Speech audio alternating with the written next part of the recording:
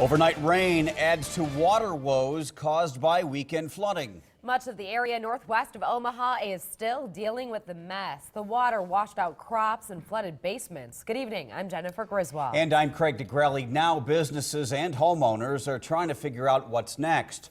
Two of the hardest hit areas, Fremont and Scribner. In Scribner, volunteer firefighters kept the situation from getting worse. They braved the rising waters to set up floodgates.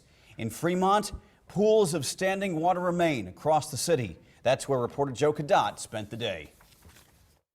It rained so hard and so much on Saturday morning, 4 to 8 inches of rain in a 4-hour period just on Saturday morning. So the standing water that you see behind me, that's affecting many farmers in this area. We also spoke to an emergency manager for this county and several others who talks about the damage to the city.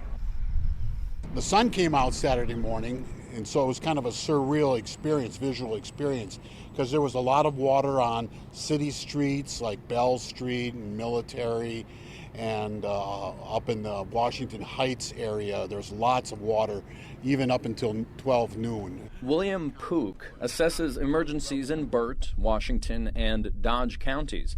He says area farmers lost a lot over the past few days.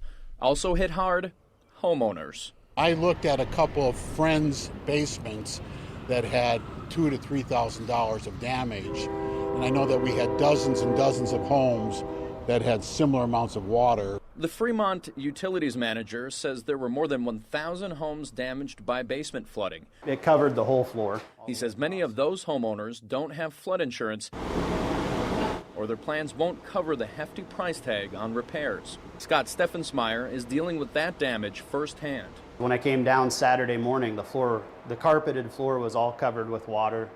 It had either come up, I don't know, from the side of the house or from the ground up, one way or another. Steffensmeyer's house has been in his family for decades and says they don't remember rain that hard since at least the 1980s. I woke up to the storm, and that was about, I think, 1 a.m., midnight, something like that. I looked outside and couldn't see anything. It was what I imagine a hurricane to look like. It was just rain and wind and a lot of torrential rain. Reporting in Fremont, Joe Cadot, KMTV Action 3 News.